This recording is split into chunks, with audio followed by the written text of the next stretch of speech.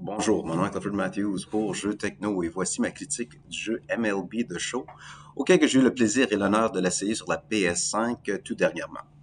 Alors, qui dit nouvelle saison de la Ligue majeure de baseball, dit un nouveau jeu de baseball justement, et le jeu MLB The Show 25 ne déçoit pas. Alors, si vous avez joué les autres éditions de MLB The Show, le tout semble plus ou moins identique à les autres versions. Par contre, il y a des petits rehaussements et des petits cachets là, que j'apprécie énormément. Pour ceux et celles qui ne savent pas, MLB The Show, c'est un jeu de baseball auquel on peut soit se créer un personnage et faire tout simplement notre parcours là, du niveau amateur jusqu'au professionnel, ou bien on peut se mettre en situation d'un joueur ou d'un moment historique de la Ligue majeure de baseball et qu'on peut recréer ou revivre ces moments inoubliables. Ou même, on peut aussi jouer à des jeux virtuels auxquels on collectionne des cartes pour simplement se monter une équipe puissante ou imbattable, ou bien tout simplement jouer en ligne contre nos amis ou contre des adversaires inconnus, pour démontrer notre dominance justement au baseball. Moi, personnellement, ma partie préférée de ce jeu, c'est tout simplement se créer un joueur et puis tout simplement de se donner des habiletés pour les rehausser à travers de son parcours afin de devenir le meilleur joueur de baseball de tous les temps. Ça étant dit, cette année, ou de nouveau de cette année, c'est que là, on commence pas au niveau collégial, mais on commence bel et bien au niveau secondaire ou à la fin du cégep, afin de tout simplement se faire recruter par les universités américaines pour par la suite débuter notre parcours. Là, on a le choix de soit de dire on veut aller au double A, triple A, ou bien rester à l'université ou peu importe pour simplement s'améliorer nos habiletés des affaires de genre, parce que chaque université nous donne des critères là, ou des bienfaits dans notre progression justement pour la Ligue majeure. Ça étant dit, on a le choix de soit être un joueur de position ou bien d'être voltigeur. Mais le nouveau de cette année, c'est qu'on peut être les deux. Alors, on peut être à la fois voltigeur et un joueur de position. Et là, quand on a tout simplement de l'expérience ou des points pour améliorer notre personnage, on peut choisir le type de lancer qu'on veut perfectionner ou bien tout simplement nos habiletés là, dans le champ ou au bâton. Au point de vue de l'animation, puis au point de vue là, la fluidité du jeu, le tout, visuellement, c'est beau. C'est quasiment identique dans les années précédentes. Je veux dire qu'une chose qui a peut-être été améliorée, c'est tout simplement là, pas l'arrière-plan, mais l'animation du joueur lorsqu'il lance ou lorsqu'il frappe la balle. Il y a beaucoup d'items où il y a beaucoup d'animations spécifiques, comme lorsqu'il a fait un court-circuit, la façon qu'il lance la balle, la façon qu'il frappe la balle, alors ses élans, et puis ses démarcations de cette façon-là. Il y a plus d'animation, il y a plus de choix aussi qu'on peut choisir pour personnaliser notre personnage à notre propre goût. De plus, ce que j'aime bien des contrôles de ce jeu-ci, c'est que on peut aller au niveau plus ou moins amateur, auquel on fait simplement appuyer le bon bouton pour, pour faire notre geste, pour lancer la balle et ainsi de suite, ou même pour frapper la balle.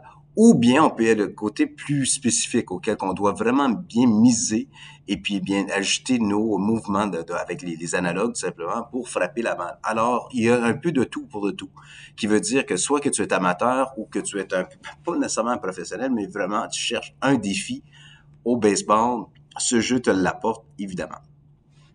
Une autre chose que j'apprécie énormément de ce jeu ici, c'est que on voit le parcours de la personne. Alors, ce qui est bien, c'est qu'on peut voir de la ligue mineure jusqu'à la ligue majeure. On voit vraiment une progression dans sa démarcation. Comme si tu commences ton joueur à un niveau 60, tu peux voir que son bras est plus fort maintenant une fois qu'il arrive à un niveau 80, par exemple. Alors, lorsque tu es un voltigeur de droite, par exemple, et tu essaies de retirer le coureur au deuxième but, ça se fait beaucoup plus facilement et tu le vois. Ce que j'apprécie pas, par exemple, c'est les annonceurs. Je m'explique parce que quand tu es dans la ligue mineure, que on va dire le double A ou triple A, c'est que c'est le même annonceur. Alors, les annonces farfelues telles que, je vais donner un exemple, là. Si tu as un problème de bestiole chez vous, n'oubliez pas de téléphoner telle et telle personne. Ou bien, si ton gazon est pas assez vert, on entend les mêmes répliques et même des commentaires à plusieurs reprises dans notre parcours. Autre chose que j'apprécie pas aussi, c'est que, ou qui aurait pu améliorer, je devrais peut-être dire ça de cette façon-là, c'est tout simplement si tu fais des exploits hors de l'ordinaire. Je vais donner un exemple de si tu frappes pour le cycle. Pour le cycle, ça, c'est frapper un coup sûr, un double, un triple et suivi par un coup-circuit dans ton parcours.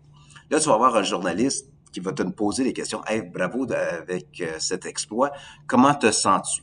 Alors, ils vont te donner un choix de 3 phrases qui a aucun rapport avec le développement de ton personnage. Puis par la suite, une autre question va être posée et tu as environ 3 questions là, qui te demandent, puis par la suite, tu y réponds. Ça étant dit, si jamais que tu as réussi de faire le même exploit à nouveau, ben oui, c'est encore une fois les 3 mêmes questions qui vont te poser, les 3 mêmes phrases qui vont te répéter.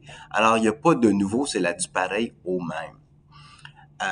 Par contre, on voit quand on change de niveau du AA ou AAA aux ligues majeures, ou finalement se rendre au show, tu as ton entraîneur-chef, ton coach, ton skipper, et ce personnage-là va changer. Alors, c'est pas totalement la même personne.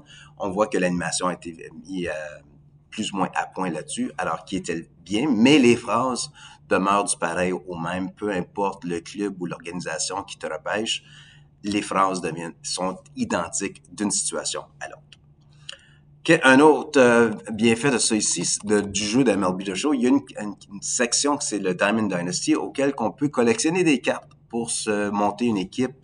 Alors, ce côté-là, j'apprécie énormément. Alors, il y a des éléments qui se répètent de 2022 jusqu'à 25, mais c'est encore plaisant de le faire. Qu'est-ce qui est nouveau, par contre, cette année, c'est que le côté Dynasty, Diamond Dynasty, c'est que tu peux le faire d'une façon unique, solo. Alors, tu n'as pas besoin de jouer en ligne, tu peux le jouer seul à la maison. Alors, il n'y a pas besoin d'être en ligne. Mais le tout est encore plus... c'est plus amusant de le faire en ligne faire des échanges de ce côté-là que de le faire de façon solo. En somme, MLB The Show, si vous êtes amateur de baseball ou que vous aimez le côté historique de baseball, et puis surtout que la saison débute aujourd'hui même, ou très bientôt, c'est un jeu à ne pas manquer. Alors, je suis bien heureux, bien content de l'avoir la chance de l'avoir essayé parce que je suis un gros amateur de baseball et si vous l'êtes comme moi, n'hésitez pas de vous procurer cette copie de MLB 25 ou de Show 25. Ça vaut la peine. Pour Jeux Techno, mon nom est Clifford Matthews et je vous remercie énormément et on se reparle très bientôt.